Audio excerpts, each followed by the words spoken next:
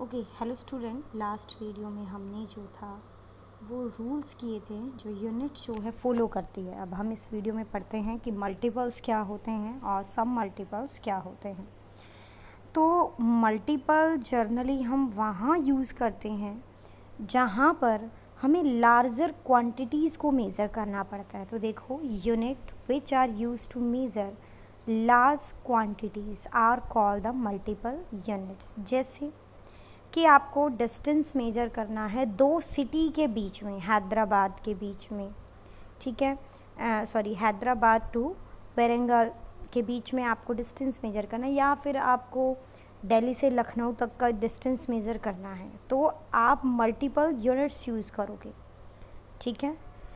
फिर उसके बाद आता है जैसे कि इंफॉर्मेशन जो बॉक्स दिया गया है, larger distance such as the distance between the planet are measure in the light year, कि भाई दो प्लेनेट के बीच में कितना डिस्टेंस है वो हम लाइट ईयर से मेज़र करते हैं। और लाइट ईयर क्या होता है?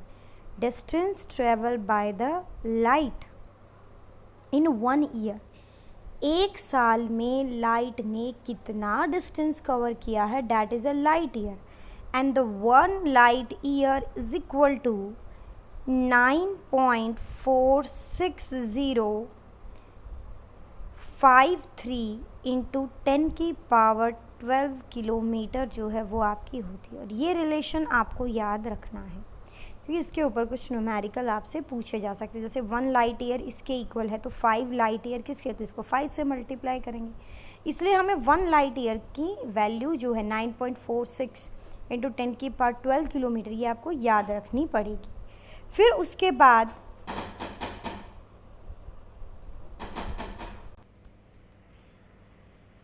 तो जर्नली अब क्या है, अब हम क्या करेंगे, जर्नली हम अब करेंगे कि सब मल्टीपल्स क्या होते हैं। देखो, पहले तो kilo is the multiple unit of the gram. मतलब किलो क्या है, एक मल्टीपल यूनिट है किसकी, ग्राम की, ठीक है। जैसे हम बोलते हैं किलोग्राम, इस तरीके से, तो kilo is the multiple unit of the gram.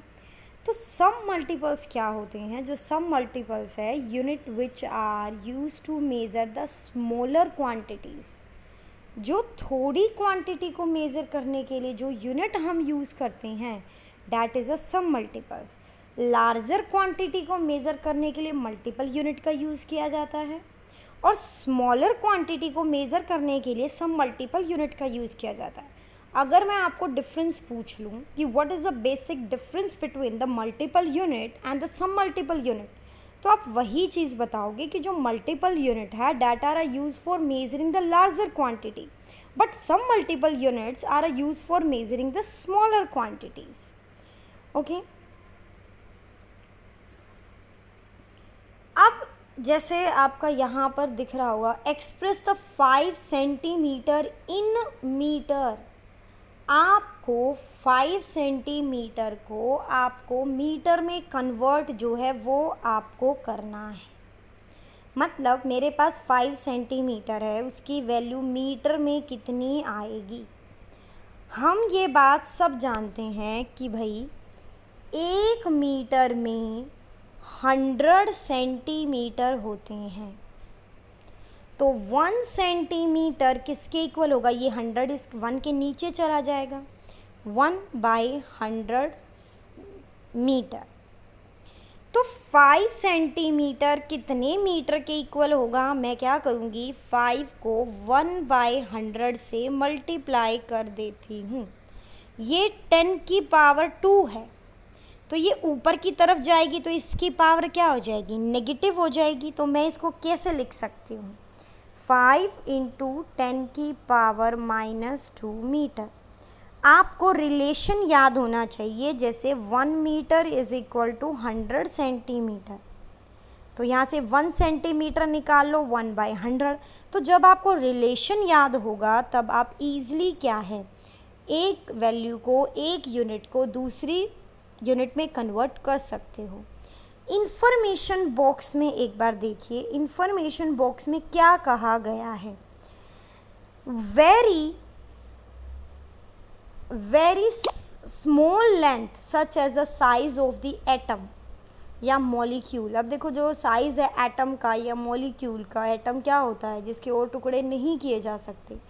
Generally हम इसको माइक्रो में मतलब 10⁻⁻6 में या एंगस्ट्रॉम डैट मीन 10⁻⁻10 में क्या करते हैं, मीटर में उसको मेज़र करते हैं। तो आपको याद होना चाहिए या तो हम उसको माइक्रो में या फिर एंगस्ट्रॉम में हम उसको मेज़र करते हैं। फिर उसके बाद यहाँ पर एक लिस्ट दी गई है, list of the important few prefix uses in the SI system. जैसे डेका जो होता है 10⁻1, kilo 10⁻3, mega 10⁻6, giga 10⁻9 and tera 10⁻12। ये आपको याद होना चाहिए। Deci 10⁻⁻1, centi 10⁻⁻2, milli 10⁻⁻3, micro 10⁻⁻6, nano 10⁻�9 and the pico 10⁻�12। ये आपको पता होनी चाहिए, ये रिलेशन हमें याद होनी चाहिए ताकि आगे हम न्यूमेरिकल जब करेंगे ये हमें जल्दी से जल्दी सॉल्व हो जाए। अब जैसे आपका ये फर्स्ट न्यूमेरिकल ही है, लेंथ आपको दी गई है, कितनी ज़ीरोज़ हैं, 1 2 3 4 5 6 7 8 ज़ीरो हैं। ओके, और ये मीटर है और मुझे इसको किस में कन्वर्ट करना है, नैनोमीटर में कन्वर्ट करना है। ठीक है, मतलब मुझे इसको किस में कन्वर्ट करना है, नैनोमीटर के अंदर मुझे इसको कन्वर्ट करना है।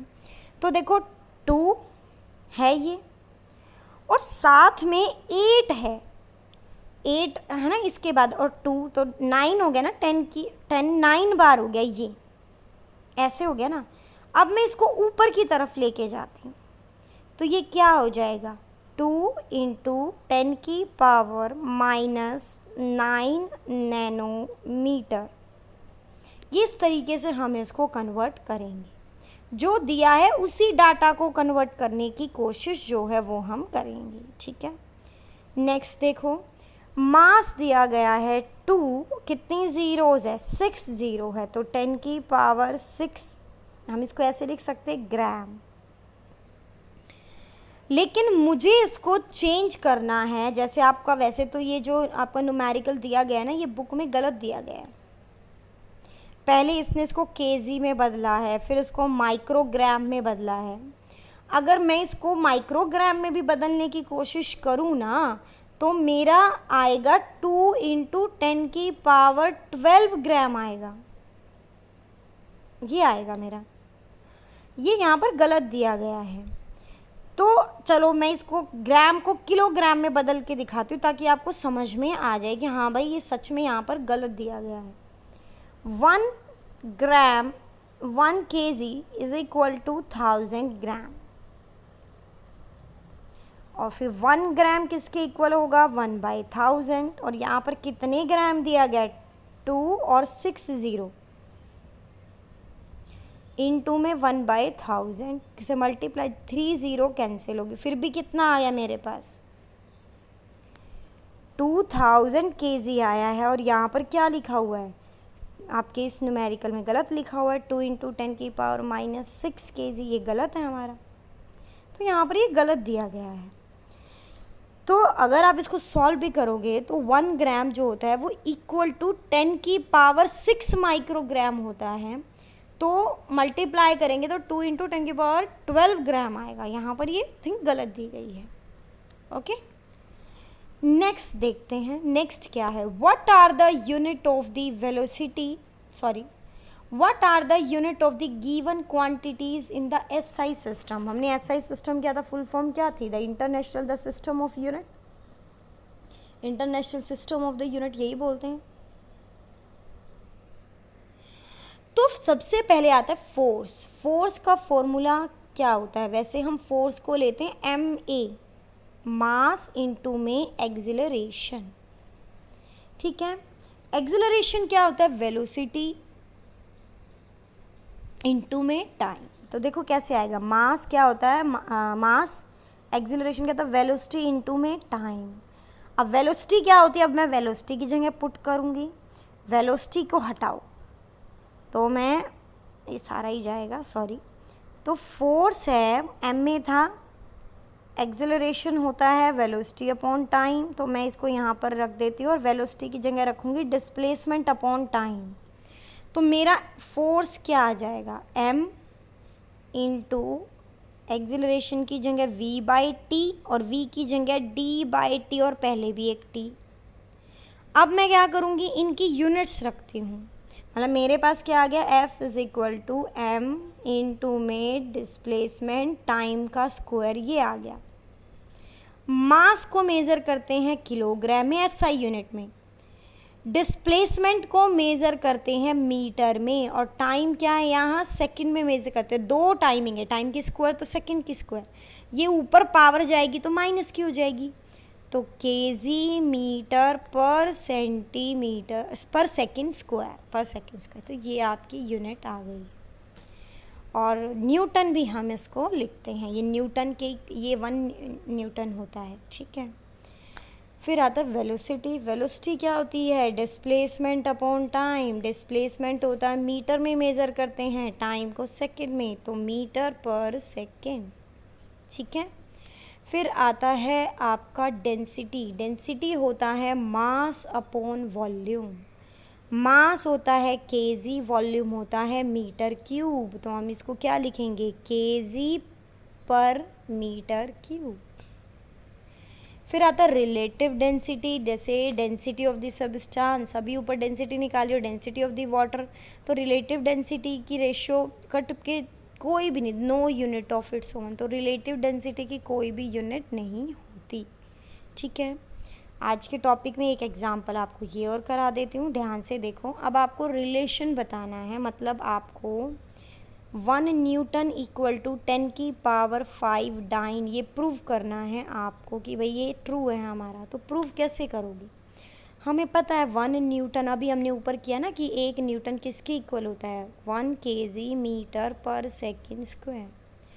और सीजीएस यूनिट में मुझे इस केजी को ग्राम में, मीटर को सेंटीमीटर में कन्वर्ट करना पड़ेगा, तो मैं जब केजी को ग्राम में बदलूँगी तो ये 1000 में कन्वर्ट हो जाएगा, और मीटर को सेंटीमीटर में बदलूँगी तो ये 100 हो जाएगा। 1 metre is equal to 100 centimetre, second का सेकंड ही रहेगा, टाइम का टाइम ही रहेगा,